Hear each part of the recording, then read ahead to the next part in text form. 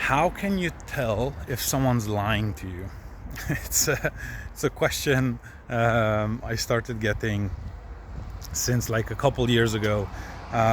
We've had an issue in one of our companies where we accidentally or whatever hired a psychopath into one of our companies.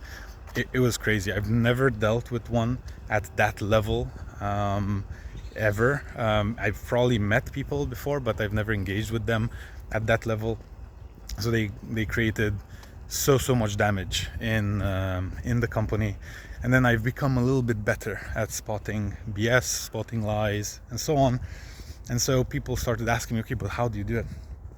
So something I can tell you one or a couple things. Number one, if you go into a meeting seeking knowledge, right? Like you want to understand why something happened the way it did or whatever, and you leave the meeting more confused than when you went into the meeting, you have probably been gaslit, right? Because you're still confused. Like you went into it wanting to understand why we failed to hit March's numbers, and then you're even more confused at why we didn't hit March's numbers at the end of 30 minutes or an hour, right? And so they're probably, you didn't get it.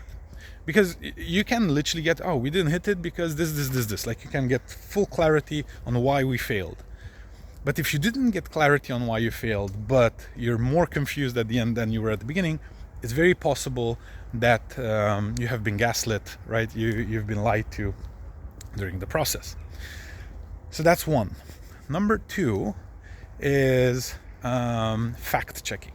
So if someone says, well, the client keeps making more demands and that's why it's taking so much longer. They say, okay, please send me a list of all and screenshots with all of the client's demands. And then now they need to provide proof of what they said. And so we've literally had this conversation with someone, and then they put a screenshot of the client asking in a thread randomly that they want to change I'm making this up, the color of a button. Right? I can't remember, it was years ago. And like, no, the changing the color of a button takes a few seconds, so this is not why we're late. Right? And so you literally fact check anything that they say. You fact check, and that's it.